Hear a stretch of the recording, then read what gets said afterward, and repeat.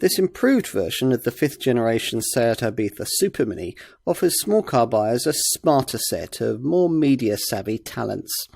It'll need them if it's to distance itself from its Volkswagen and Skoda design stablemates and continue as a credible alternative in this tightly fought segment.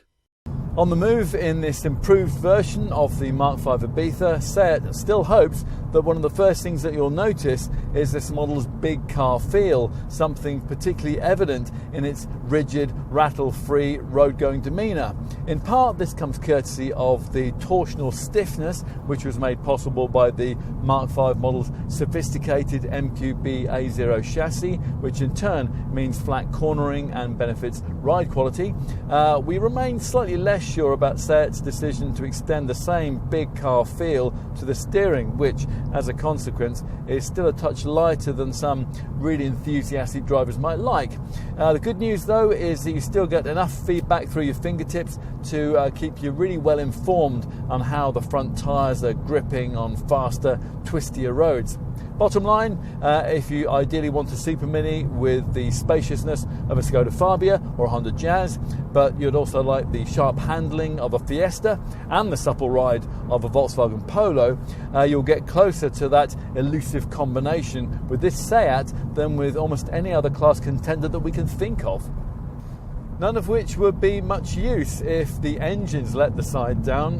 One of them still rather does. The entry-level, normally aspirated, 3-cylinder, 1-litre MPI petrol unit with 80 PS and a feeble 93 Nm of pulling power, which is predictably sluggish and in which overtaking manoeuvres really do require a bit of strategic planning.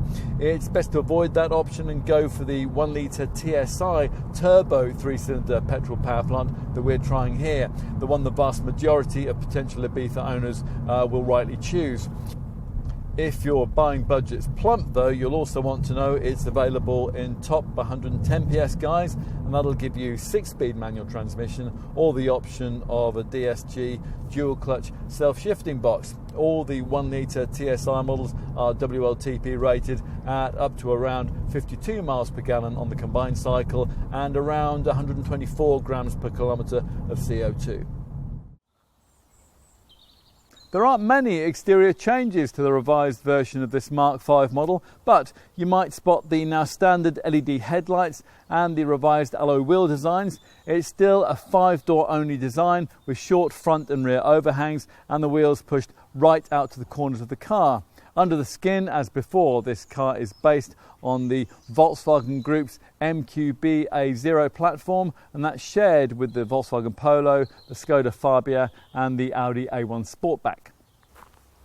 Time to take a seat up front, which is an area of this updated model into which a huge amount of design budget was poured, a wise choice on the Spanish brand's part.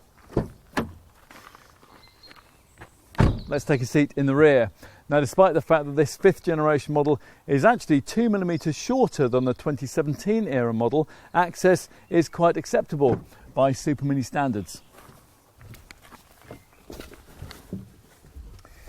And once inside, the benefits of this 5th generation design's extra body width and longer wheelbase will be immediately obvious, not only to owners of the old Mark IV Ibiza, but also, we'd argue, to those familiar with most other rival products in the Super Mini segment. It's certainly impressive that in a car measuring only a fraction over 4 metres, it can allow a 6-foot adult to sit comfortably behind a driver or front seat passenger of similar size. Try doing that in a Fiesta. This is all down to the extra 35 mils of legroom allowed by the car's MQB AO platform. There's also decent headroom. Finally, let's take a look at luggage space out back. Press in the large Seat logo that doubles as a boot release, and the rear hatch opens to reveal 355 litres of luggage space. If you need more room, you can of course push forward the rear bench. It's now split folding across the range, but it doesn't fall quite flat. Once retracted, up to 823 litres of space is revealed.